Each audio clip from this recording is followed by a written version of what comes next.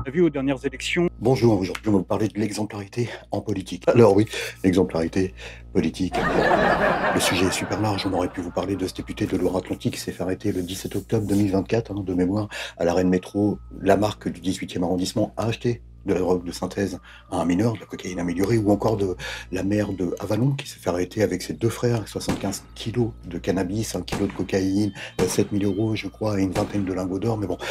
On s'y perdrait tellement il y a d'affaires. Nous nous sommes axés sur deux élus, parce qu'ils sont en poste et qu'ils représentent à notre sens la défaillance morale qu'on peut voir dorénavant dans le milieu politique français. Le premier est un député qui a été réélu aux dernières législatives suite à la dissolution de l'Assemblée. Par le passé, il émet à dire qu'il fut dealer.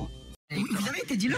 Je trouve. Moi, non, mais vous êtes capable de répondre. C'est pas compliqué, je dis toujours la vérité. Je suis certain qu'aux prochaines élections présidentielles, si son parti passe, il deviendra ministre de la Justice. Enfin, en tout cas, garde des Sceaux. Le deuxième est un député du Vaucluse qui, lors de son élection aux dernières législatives, était fiché S, donc non pas une fois, mais 3 fois. Il avait bien 3 fiches S. Je n'ai jamais été encore une fois condamné. Je m'engage depuis des années contre l'extrême droite. Je n'étais pas au courant évidemment de ces fichiers, parce que encore une fois, elles ne sont pas censées être rendues publiques. Il fut aussi condamné par le tribunal correctionnel de Lyon en février 2022 pour violence en réunion à 4 mois de sursis. Pour autant, il a fait appel. Donc tant que son appel n'est pas traité, on ne peut pas préjuger de sa culpabilité. Enfin, ne vous y trompez pas, il y a aussi des politiques qui s'investissent et qui croient dans le devenir de ce pays. Comme d'habitude, entre certains micro-trottoirs, nous allons vous communiquer les informations, comme par exemple, qu'est-ce qu'une fiche S? À quoi sert-elle? Quand est-ce qu'elle a été créée? Combien y a-t-il de fichiers S en France? Quels sont les différents niveaux ou sous-catégories de fichiers S? Nous allons aussi parler des points de deal. Combien y a-t-il de points de deal en France? Etc. etc. Allez, on regarde le premier micro-trottoir. On a vu aux dernières élections qu'a été réélu un député qui avait fait des choux gras sur une chaîne à grand spectacle, comme quoi il avait soi-disant été dealer par le passé. Dans le même parti, on avait vu arriver un triple fichier S, qui ne l'est peut-être plus d'ailleurs, qui est dans l'attente d'un verdict de l'appel qu'il a fait d'une plainte à son encontre de violence en réunion. Est-ce que le fait d'avoir été dealer est une compétence commerciale, managériale qui va aider à gérer au mieux son département? Est-ce que le fait de faire de la violence en réunion va pouvoir améliorer la sécurité dans les rues du département de la personne? Bah oui, non. Ah ouais, non, c'est sûr. Bah après, je pense que si ces personnes-là ont été élues, c'est pas pour leurs antécédents et c'est pas pour ce qu'ils font dans leur vie perso, ou ce qu'ils ont pu faire. Mais plus pour des opinions, des valeurs. Après, c'est sûr, ça fait pas classe, quoi. Ça pose question quand même. C'est sûr, ça fait pas classe. Ouais. Aux dernières élections, on a vu arriver au Parlement des députés qui ont été élus donc, par des Français, donc qui sont légitimes au poste qu'ils occupent, dont l'un était triple fichier S. Et l'autre s'est vanté régulièrement d'avoir été dealer par le passé. Qu'est-ce que ça vous laisse? Qu'est-ce que vous ressentez? Quel est votre avis par rapport au fait que ces personnes aient d'abord été élues par des Français, donc ils sont légitimes, mais qu'en plus ils vont dorénavant pouvoir légiférer et déterminer des choses pour notre quotidien à nous?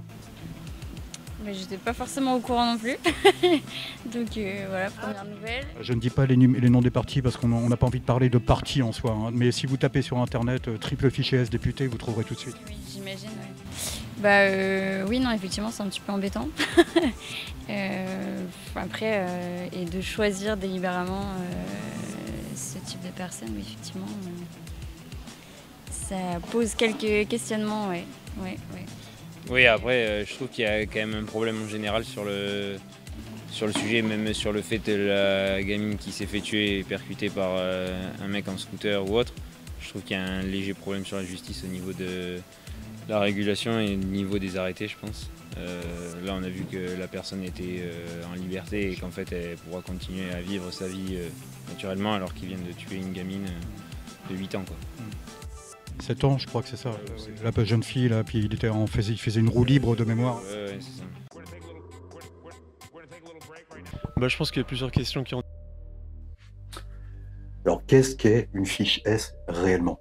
Il faut repartir un petit peu dans le passé. En 1969, le ministère de l'Intérieur crée le FPR, Fichier des personnes recherchées. Il est aujourd'hui, d'ailleurs, ce fichier consulté un peu plus de 100 000 fois par jour.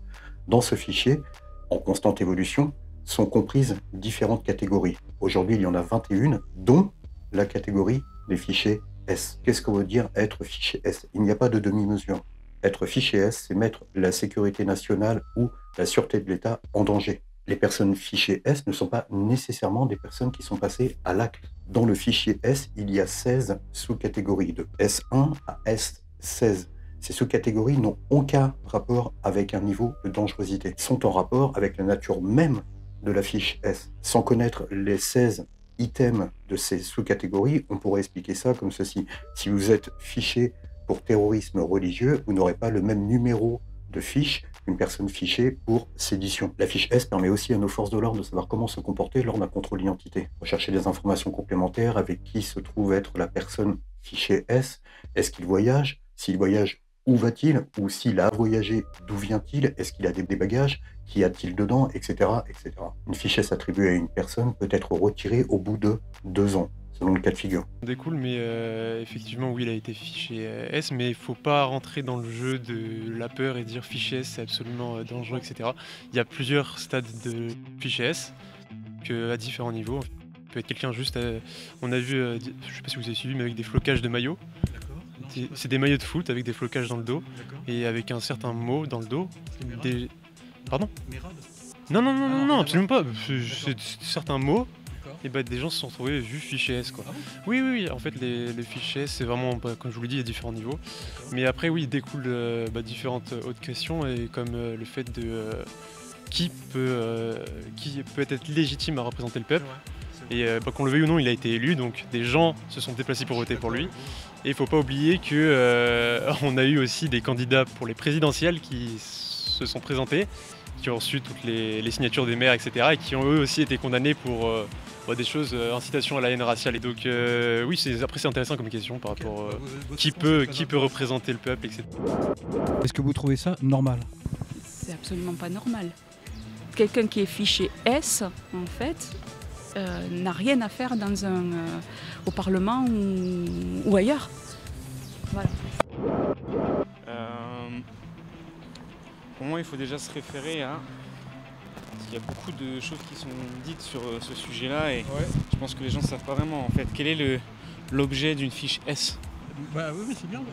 Donc l'objet d'une fiche S, ça ne veut pas forcément dire, parce que tout le monde pense à terrorisme ou activisme politique violent et tout ça, mais à ma connaissance, il y a plusieurs cas de figure. Effectivement, quand on est fiché S, il y a des données qui sont collectées sur vous et qui peuvent être utilisées ensuite pour faire de la surveillance. Mais après, on ne peut pas savoir ce que c'est exactement la fiche S. Maintenant, on est quand même dans un cadre, on est dans une démocratie, donc c'est un état de droit. Et donc, s'il y a des choses, alors peut-être qu'il faudrait faire une séparation entre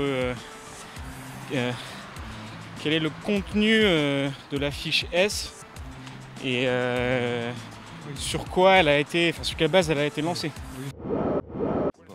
Bon, la dernière question par rapport aux députés, justement, c'est la dernière, on vous laisse partir courageusement.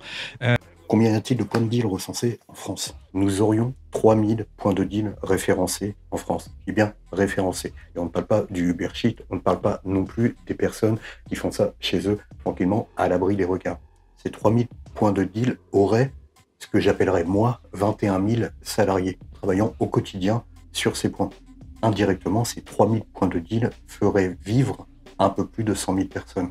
Les chiffres d'affaires donnés par les sources sont toujours fluctuants et n'ont pas vraiment de rapport entre eux. On a 10 000 euros par jour par point de deal pour l'un, 100 000 euros par jour par point de deal pour l'autre. Tout est en rapport, à mon sens, au point de deal lui-même. Pour autant, on peut prendre en compte les propos de Bruno Le Maire qui disait que la fourchette du trafic de stupéfiants en France était au plus bas 3,5 milliards par an, au plus haut 6 milliards par an. Le trafic de stupéfiants est tellement implanté que nous sommes dorénavant dans une situation où même les points de deal eux-mêmes sont en vente, tel un commerce de quartier lambda. On a vu aux dernières élections qu'étaient arrivées au Parlement des personnes devenir députés sachant qu'ils étaient triple fichier S, une autre personne qui dit à tour de bras qu'il était dealer par le passé. Et lorsqu'on met en place une personne qui se dit être dealer, ça pose quand même un problème moral, non ? Oui. Après, la valeur d'exemplarité, elle est plus là, quoi. C'est... Ouais, je comprends ce que vous voulez dire. Je ne juge pas ces personnes-là. Oui, moi non plus. Après, c'est le système. Comment sont-ils arrivés à être élus et soutenus par leur parti? C'est ça qui m'interroge. C'est ça qui m'interroge. Après, les personnes, on a tout le droit à à l'erreur. On a le droit d'avoir plus jeune fait des bêtises, même certains ont été en prison. C'est comment comment arrive-t-on à les soutenir et à cautionner leur candidature. Hein. Et surtout après ne pas faire ceux qui découvrent que on avait ces gens-là chez nous. Oh tiens, c'est bizarre, surprenant. Voilà. Oui, je comprends. Est-ce qu'il n'y a pas un désaccord? Combien y a-t-il de fiches S en France? En décembre 2018, BFM TV donnait l'information de 25 000 fichiers S. Après l'attentat d'Arras en 2023, le ministère de l'Intérieur communiqua le chiffre de 20 120 fichiers S à caractère terroriste. En octobre 2023, on pouvait lire dans Libération que Gérard Darmanin avait donné l'information qu'il y avait 3000 fichiers S d'ultra-gauche. Un rapport parlementaire du 15 novembre 2023 donnait l'information de 1300 personnes fichées S d'ultra-droite. Est-ce qu'il n'y a pas un désamour qui est démontré dans ce vote-là? Moi personnellement, effectivement, je continuerai toujours à voter. Ça, voilà, simplement pour mon devoir de citoyen. Mais effectivement, quand on voit, on va dire, le profil des élus, que ce soit pour les législatives ou même au niveau national pour tout ce qui est présidentiel ou autre, à moindre échelle pour les maires, effectivement, on peut s'inquiéter. Mais moi, personnellement, je ne regarde pas. Voilà. Donc je fais passer d'abord mon devoir de citoyen avant tout. Après, effectivement, dans un deuxième temps, je me donne la réflexion, effectivement, on sait les informations, forcément, a posteriori, jamais avant. Très tardivement. Ouais, très tardivement. Donc c'est vrai qu'effectivement, on pourrait se dire, mince, on s'est fait encore berner. Mais non, je fais d'abord je lis pas une personne, personnellement, des fois, c'est en fonction du contexte. Là, actuellement, effectivement, là, on a été floué. Pour moi, on a été floué lors des dernières élections suite à la dissolution de l'Assemblée. Effectivement, il y a tout qui sort du chapeau. C'est pas une surprise, nous ne sommes pas dupes. Alors, actuellement, est-ce qu'on va élire la personne la moins sale possible? Oui. C'est ce que je me dis, moi, actuellement. Dernière aux élections législatives, qu'il y a une personne apparemment fichée triple S, puis qui doit censément attendre une réponse d'un tribunal, être élu en tant que député et qui siège actuellement à l'Assemblée nationale. Est-ce qu'à votre sens, il est normal que cette personne puisse ou pas siéger à l'Assemblée nationale?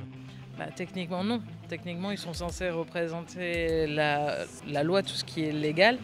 Donc à partir du moment où, forcément, on a un jugement, tant que le jugement n'est pas passé, on ne peut pas juger. Mais à partir du moment où il y a un jugement en attente, je pense qu'il y a un droit de retrait qui doit être effectué, en fait. Et on n'a pas à s'engager politiquement tant qu'on a ça. Moi, techniquement, c'est mon sens. Après, je sais qu'il y a le sens pour les gens de commun et après, il y a les gens politiques. Donc, chacun sa façon de gérer. Okay. Bon, je vous remercie pour votre réponse. Merci. Likez, partagez, abonnez-vous. Pour le peu de temps que ça vous prend, pour nous, c'est très important. Nous faisons le nécessaire pour améliorer la qualité de l'image, du son, choisir des thèmes. On se revoit pour une prochaine vidéo. À bientôt. Au revoir.